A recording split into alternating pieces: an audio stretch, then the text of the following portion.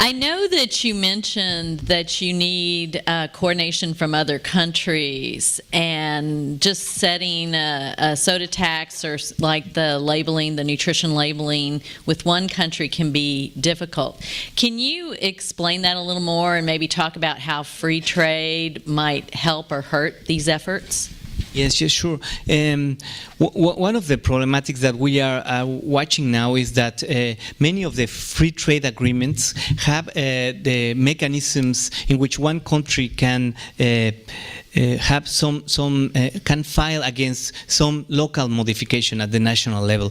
So, for example, Argentina tried to remove some claims of products and from Brazil in the Mercosur, the free trade agreement of the South, and Brazil was able to file a complaint against it, and it stopped.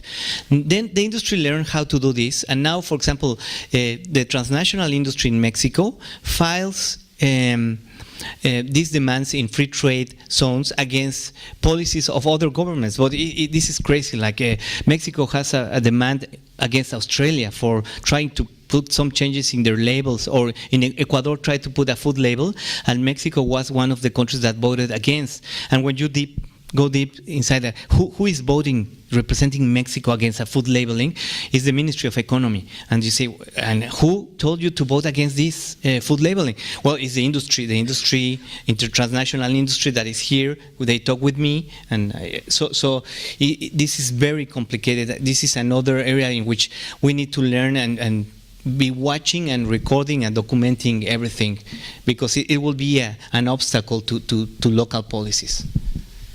Well, and it also is very difficult when you're trying to do something within schools and then you go out and there's ample places to get junk food or sodas or things like that. Yes, that we are watching a huge growth of stores around schools now that we kicked soda out from schools. So now you have the vendors and you have the stores, the corner stores, and you have a lot of advertisement to children in the corner stores.